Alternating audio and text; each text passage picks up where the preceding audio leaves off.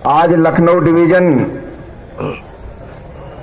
के कोने कोने से हमारा ये जो मजदूर आंदोलन यहाँ लखनऊ मंडल के मंडल कार्यालय में पधारा हुआ है, मैं डीजल सेठ आलमबाग की तरफ से आप सभी साथियों का हार्दिक अभिनंदन वंदन करता हूं। साथियों,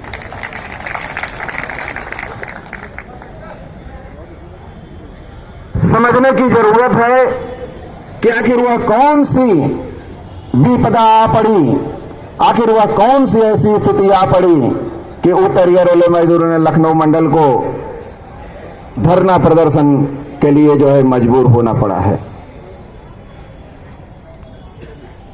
इस सिनेरियो को समझने के लिए आपको लखनऊ मंडल पर दृष्टिपात करना पड़ेगा।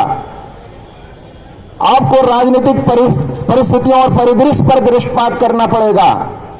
आपके आसपास का जो वातावरण है, वो चाहे राजनीतिक हो, चाहे आर्थिक हो, चाहे ट्रेड यूनियन के लिहाज से हो, आपको सारी चीजों पर दृष्टिपात करना पड़ेगा। तब जाकर के आपको समझ में आएगा कि आखिर वह कौन सी ऐसी मजबूरी है कि उत्तरीय रेलवे मजदूरों ने लखनऊ डिवीजन को जो है धरना प्रदर्शन पर बैठना पड़ रहा है।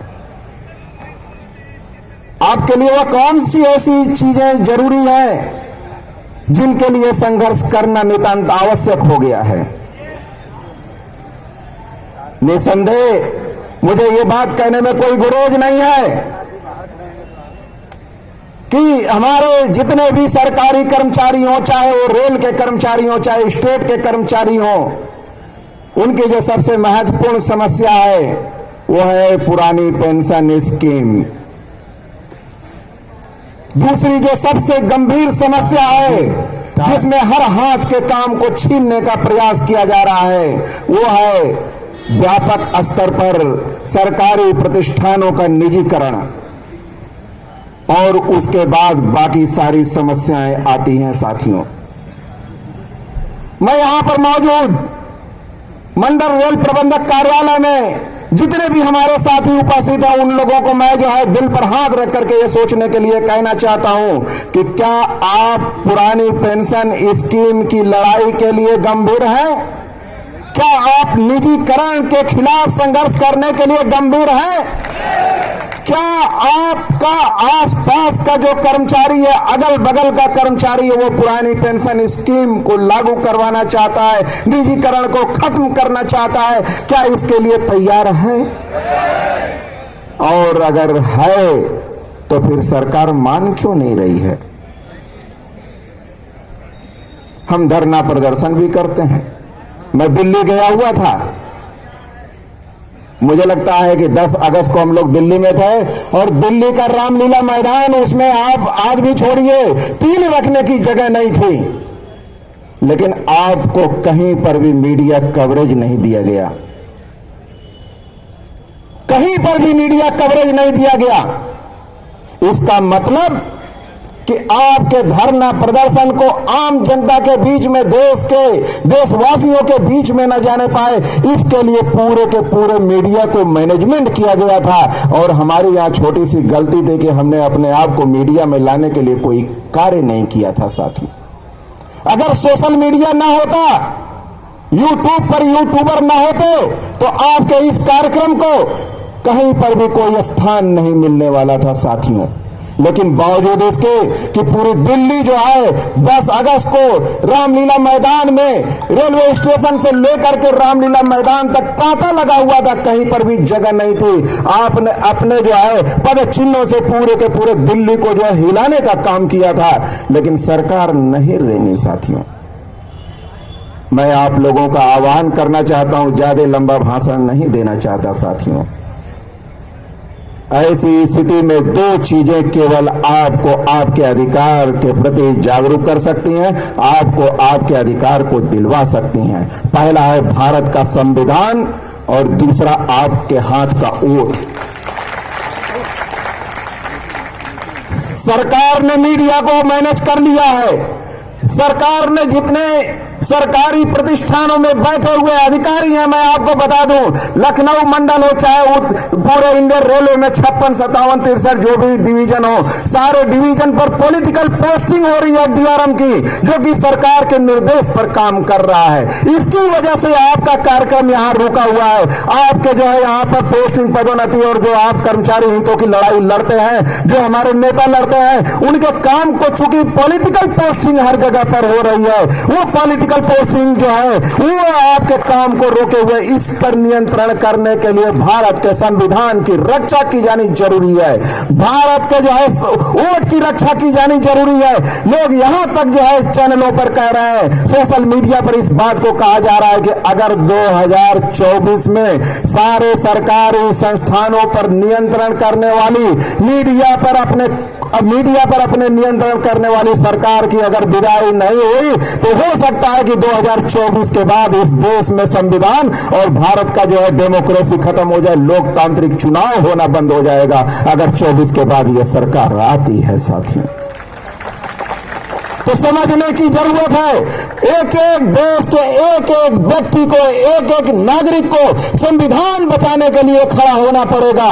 देश के एक एक नागरिक को अपने वोट की रक्षा करने के लिए खड़ा होना पड़ेगा, क्योंकि आपकी यह वोट की ताकत ही सरकार को की चूल्हे हिला सकती है।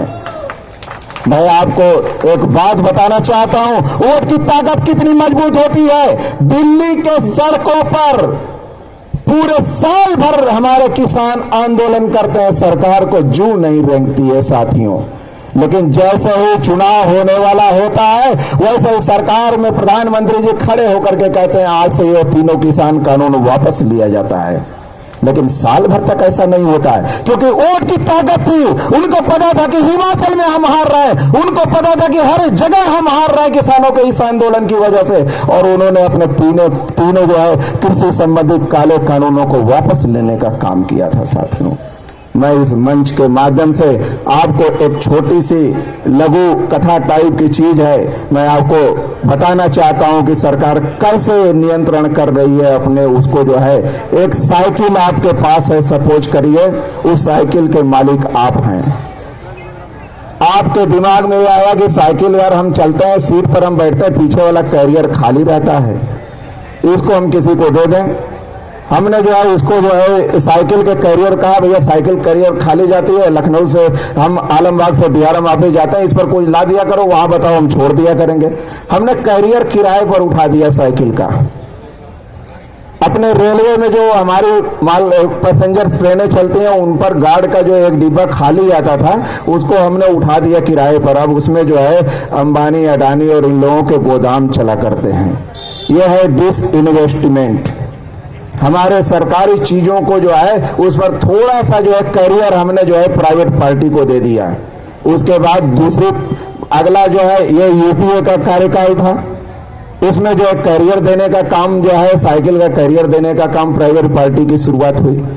उसके बाद क्या हुआ, मालिक अभी भी सरकार है, लेकिन दूसरे राउंड में क्या हुआ कि साइकिल जो है आपने प्राइवेट पार्टी को दे दिया कि अरे हमारा सामान आता जाता रहेगा बनारस से जो है लखनऊ, कैरियर अपने पास रख लिया है आपने, साइकिल किराए पर दे दिया कि साइकिल पड़ी हुई है, कोई काम तो है नहीं। अब कैरियर आपने रखा, अब आप मालिक नहीं है, मालिक दूसरा कोई हो गया, आप जो है प्राइवेट पार्टी आपके साइकिल की मालिक हो गई। कैरियर आपके पास है, आपका कोई सामान होगा तो यहां लखनऊ पहुंचा दिया जाएगा बनारस से। अगली बार क्या हुआ, जो आज का सिनेरियो है, साइकिल का अस्तित्व ही समाप्त कर दिया गया। कहा गया कि साइकिल के हैंडल जो है विद्यानाथ यादव बनाएंगे, उसका जो है सीट जो है वो बनाएंगे, कैरियर वो बनाएंगे, और उसके बाद वो सारे लोग जो है अलग अलग। और बाद में पता लगा कि साइकिल बनाने वाला, जो हैंडल बनाने वाला है वो भी अडानी की कंपनी है, जो सीट बनाने वाली है वो भी अडानी की कंपनी है, जो पहिया बनाने वाली है वो भी अडानी की कंपनी है, जो कैरियर बनाने वाली है वो भी अडानी की कंपनी है। सब बदले हुए नामों से कंपनियां बने, सबका मालिक एक है, और वो जो है पूरी तरीके से प्राइवेट करने का जो प्रयास है उसका ये साफ साफ उदाहरण है कि अब साइकिल और साइकिल का कैरियर आपके हाथ में नहीं रह गया, आप मालिक नहीं रह गए, रेलवे के मालिक नहीं रह गए, सारे के सारे जो है ट्रेनें बाहर चल रही हैं। जब वंदे भारत चलेगी उसको जो है हैदराबाद की मेगा से वो ड्राइव्स चलाएगी तो आपके हाथ में क्या रहेगा? कौन टीटी उस पर चलेगा? कौन रेल कर्मचारी उसका मेंटेनेंस करेगा? कौन सीढ़ियों का स्टाफ उस पर काम करेगा? और डीजल शेड का कौन सा कर्मचारी उसका इंजन चलाएगा? इसकी कोई गारंटी है ना साथियों। साथियों, ये आज की सरकार इसी दिशा में जा रही है, जिसको रोकने का काम आपका ये धरना प्रदर्शन तो जरूर करेगा, साथ साथ में हर हाथ का एक वोट करेगा। साथियों, इस वोट की ताकत को समझिए, इस हाथ को सुरक्षित रखिए, चाहे वो लेबर का हाथ हो, चाहे किसान का हाथ हो, चाहे डीआरएम ऑफिस में बैठे हुए बाबू का हाथ हो, सबके हाथ को खतरा है। अपने इस हाथ को बचाइए, अपने इस वोट को बचाइए। और अगर 2024 में सरकार को बदलने के लिए आपका ये आंदोलन सार्थक दिशा में नहीं गया तो ये मान करके चलिए, ऐसे धरना प्रदर्शन हम शायद 2024 के बाद कर पाए कि नहीं कर पाए, बहुत मुमकिन नामुमकिन है। साथियों, अंत में मैं केवल एक आह्वान करते हुए अपने मंच छोड़ना चाहूंगा। कुशवाहा कांड के विद्रोही सुभाष में एक लिखी हुई शायरी है जो हमेशा मैं कहता रहता हूं, मसलहत का है तकाजा, वक्त की आवाज है, राह आजादी में मरने का एक यही अंदाज है। ऐ अजी जाने वतन, तू असल में जाने वतन, शान है तेरी वतन से, तू है शान वतन, तू है शान वतन। इंकलाब जिंदाबाद। धन्यवाद साथियों।